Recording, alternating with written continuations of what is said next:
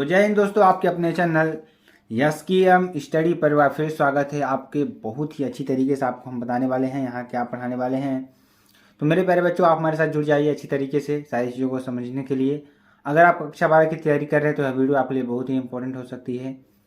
Important इसलिए हो सकती है क्योंकि आपका जो न्यूमेरिकल का पार्ट है अब यहाँ पर रिविजन कराया जा रहा है। फिजिक्स के आपके एक एक न्यूमेरिकल्स अच्छी तरीके से तैयार कराए जा रहे हैं। तो आप सभी को चाहिए कि यहाँ पर आप सभी लोग न्यूमेरिकल्स को अच्छी तरीके से पढ़िए और अपनी तैयारी को एक बेहतरीन तरीके से चलाते रहिए। ठीक है, यहाँ बात करेंगे कक्षा 12 भौतिक विज्ञान की बात करेंगे, मोस्ट इंपॉर्टेंट क्वेश्चंस की बात करेंगे। आपके देखिए जो हम प्रश्न यहाँ बताने जा रहे हैं 95% आपको यहीं से मिलने वाले हैं। तो मेरे प्यारे बच्चों, अगर आपको इसको पीडीएफ चाहिए तो पीडीएफ मिल जाएगी। पीडीएफ कहाँ मिलेगी? यस की एम स्टडी कहाँ मिलेगी? यस की एम स्टडी का जो ऑफिशियल आपका टेलीग्राम चैनल है वहाँ पर मिल जाएगी। आप टेलीग्राम पर जाएंगे तो वहाँ पर लिखेंगे यस की एम स्टडी, तो वहाँ पे आपको हमारा चैनल का जो लिंक है वो मिल जाएगा अच्छी तरीके से। वहाँ पर सारी नोट्स आपकी पड़ी हुई हैं। उसके बाद आपको कहाँ मिलेगा? यस की एम स्टडी क्लासेस.com वेबसाइट पर। यहाँ पर भी आप जाएंगे तो वहाँ पर भी आपको सारी लिंक मिल जाएंगे। चलिए अब क्वेश्चन की ओर बढ़ते हैं। क्वेश्चन देखिए क्या है, बहुत ही इंपॉर्टेंट क्वेश्चन है और बहुत ही महत्वपूर्ण क्वेश्चन है, बहुत बड़ा हुआ है। वेरी इंपॉर्टेंट कैटेगरी में इसको रखिएगा, ठीक है। यहाँ पे देखिए क्वेश्चन क्या कर रहा है, एक कुंडली का स्वप्रेरण गुणांक, क्या एक कुंडली का जो स्वप्रेरण गुणांक है एम हेनरी है। कितना है? एम हेनरी है। इसमें विद्युत धारा 5 मिली सेकेंड में 5 एम्पियर से 15 एम्पियर हो जाती है। कितनी? एक कुंडली का देखिए ध्यान से समझेंगे। क्या दिया है? स्वप्रेरण गुणांक। क्या दिया है? स्वप्रेरण गुणांक कितना दिया है? 10 मिली हेनरी। क्या दिया है? 10 मिली हेनरी, ठीक है। उसके बाद इसमें वैद्युत धारा मिली सेकेंड में 5 एम्पियर से 15 एम्पियर हो जाती है। जिसमें विद्युत धारा है कितना हो जाती है? 5 एम्पियर से 15 एम्पियर हो जाती है। तो कुंडली में प्रेरित धारा प्रेरित वैद्युत वाहक बल ईएमएफ आपको निकालना है। इसमें कितना आएगा ये आपको ज्ञात करना है। पहले देखिए हम क्वेश्चन में क्या करते हैं, क्वेश्चन में हम करते हैं कि जो भी चीज़ें दिया रहता है उसको अच्छी तरीके से लिख लेते हैं। इसमें अगर आप देखेंगे तो स्वप्रेरण गुणांक जिससे आप क्या कहते हैं? म्यूचुअल इंडक्शन तरीके से कहते हैं, ठीक है। तो यहाँ पर जो म्यूचुअल इंडक्शन है यानी कि आपको क्या है, स्वप्रेरण गुणांक है वो 10 मिली हेनरी है। यानी कि यल का मान कितना दे दिया है? 10 मिली हेनरी। इसको हेनरी में चेंज करेंगे तो क्या आ जाएगा हमारा? 10 × 10⁻³ हेनरी, ठीक है। क्या हो जाएगा? हेनरी हो जाएगा। यहाँ पे देखिए अगर हम इसको भी चेंज करते हैं यानी कि यहाँ पर हेनरी हो जाएगा। अच्छी तरीके से आप लोग जान लीजिए, ठीक है। अगर हम डेल्टा आई की बात करते हैं यानी कि आई की बात करते हैं, देखिए करंट में कितना परिवर्तन हो रहा है क्वेश्चन में आप देखिए 15 मिली सेकेंड से 5 यानी देखिए 5 एम्पियर से 15 एम्पियर तक होती है। तो 15 एम्पियर से 5 एम्पियर तक हो रही है तो यहाँ पे माइनस हो जाए। क्या माइनस होगा यहाँ पे अगर आप देख रह सकते हैं तो यहाँ पे देखिए क्या हो जाएगा? वैद्युत धारा 5 मिली सेकेंड में 5 एम्पियर से 15 एम्पियर हो जाती है। यानी कि जो अगर डेल्टा आई हम निकालेंगे तो ज़्यादा में से कम घटाएंगे हमेशा। तो 15 - 5 क्या हो जाएगा? 10 एम्पियर। क्या हो जाएगा? 10 एम्पियर, ठीक है। चलिए अगर हम डेल्टा टी की बात करते हैं, डेल्टा टी में देखिए 5 मिली सेकेंड बराबर 5 × 10⁻³ सेकेंड। इसको हमने सेकेंड में चेंज कर लिया। मिली सेकेंड को हमने सेकेंड में चेंज करेंगे तो कितना आएगा? 5 × 10⁻³ सेकेंड।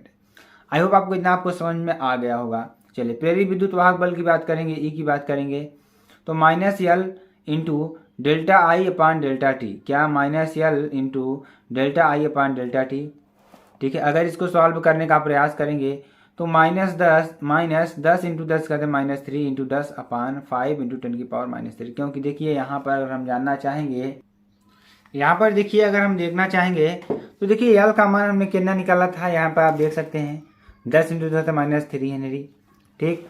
उसके बाद हमने यहाँ पर डेल्टा आई का मान निकाला था 10 एम्पियर। और हमने क्या निकाला था अगर हम बात करें तो हमने निकाला था डेल्टा टी का मान। डेल्टा टी का मान हमने क्या निकाला था? 5 × 10⁻³ सेकेंड। यहाँ हम सारे मान को रख देंगे, ठीक है। तो हमारा देखिए इससे ये हमारा कट जाएगा 10⁻³ से 10⁻³ कैंसिल हो जाएगा। 5 से कितना कैंसिल हो जाएगा? हमारा 10 कैंसिल हो जाएगा, बचेगा यहाँ पे 2 और अगर हम बात करें तो अगर इसमें हम हमारा क्या हो जाएगा, अगर यहाँ पे देखते हैं तो अगर आंसर की बात करते हैं तो आंसर हमारा कितना आ जाएगा।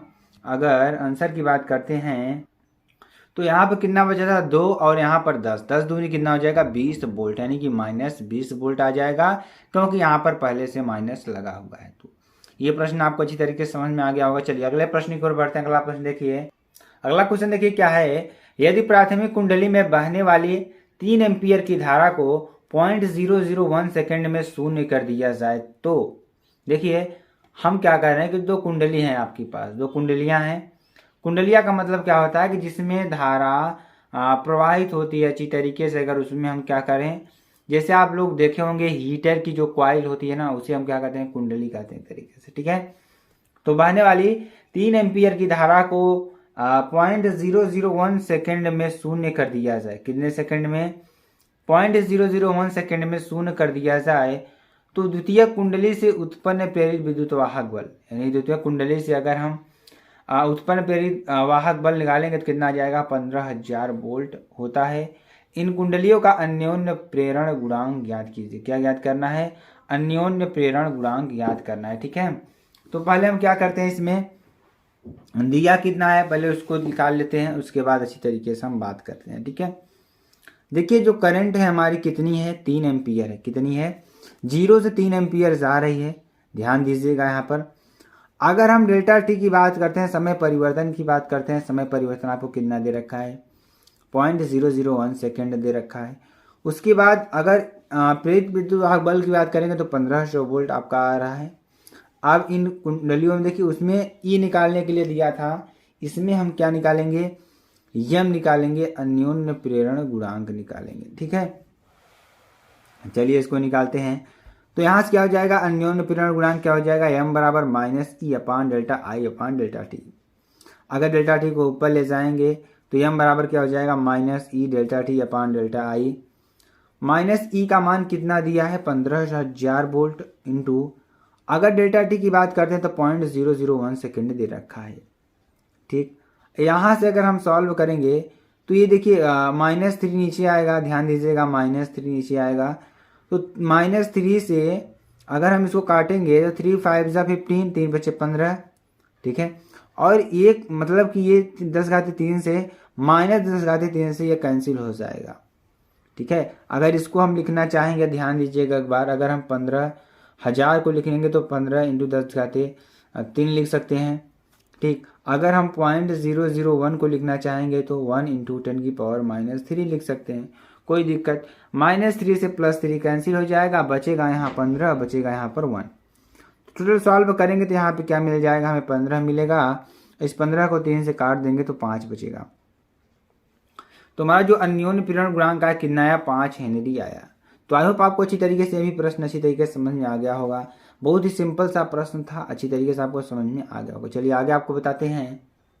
यहाँ पर देखिए 220 वोल्ट आपूर्ति से कितना, ध्यान दीजिए, आपूर्ति का मतलब 220 वोल्ट आपको दी जा रही है कहीं से, किसी आदर्श ट्रांसफार्मर की प्राथमिक कुंडली द्वारा, किसके द्वारा, किसी आदर्श ट्रांसफार्मर की कुंडली द्वारा उस समय कितनी धारा ली जाती है जब यह 110 वोल्ट से 550 वाट के रेफ्रिजरेटर को शक्ति प्रदान करता है। जो रेफ्रिजरेटर है कितना है, 110 वोल्ट और 550 वाट शक्ति का है, तो रेफ्रिजरेटर की शक्ति प्रदान करता है, ठीक है। तो यहाँ पर अगर हम बात करें,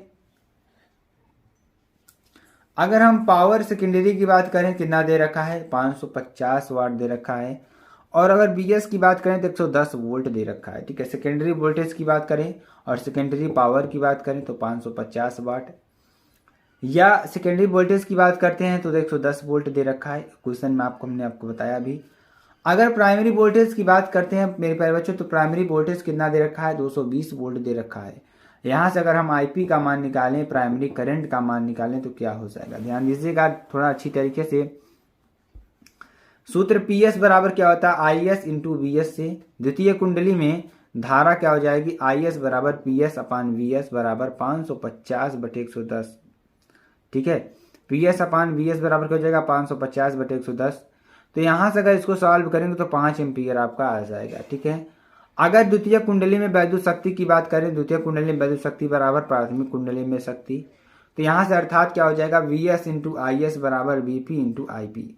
यहाँ से देखिए secondary voltage into secondary current बराबर primary voltage into primary current. ठीक है, चलिए आगे इसको सॉल्व करते हैं थोड़ा। यहाँ पर अगर इसको हम सॉल्व करेंगे तो प्राथमिक कुंडली में जो धारा है कितना आएगी, आई पी बराबर कितना आ जाएगी, V S into I S upon V P, या 110 इंटू 5/220 क्या हो जाएगा, बराबर 2.5 एम्पियर। कितना, 2.5 एम्पियर। ठीक है, चलिए आगे देखिए। किसी माध्यम में प्रकाश का वेग, क्या किसी माध्यम में प्रकाश का वेग 1.5 न्यूटन की पावर 8 मीटर प्रति सेकंड है। अगर किसी माध्यम की बात करेंगे तो माध्यम में जो प्रकाश का वेग है कितना है, 1.5 इंटू 10 की पावर 8 मीटर प्रति सेकंड है। इस माध्यम में हवा में जाने वाली किरण के लिए क्रांतिक कोण ज्ञात कीजिए। इस माध्यम में जो हवा में जाने वाली किरण है उसका हमें क्रांतिक कोण निकालना। देखिए ये प्रकाश से, आपका प्रकाश के अपवर्तन से जो क्वेश्चन है लिया गया है। बहुत ही इंपॉर्टेंट, बहुत ही प्यारा क्वेश्चन है, वेरी वेरी मोस्ट इंपॉर्टेंट है, बहुत बार एग्जाम में पूछा गया प्रश्न है। तो मेरे प्यारे बच्चों इस प्रश्न को अच्छी तरीके से पढ़ लीजिए, क्योंकि ऐसे प्रश्न जो हम आपको बता रहे हैं बहुत ज़्यादा एग्जाम में पूछे जा रहे हैं। ठीक है, यहाँ पे देखिए v बराबर क्या हो जाएगा, c अपान एन से, या n बराबर c बाई वी।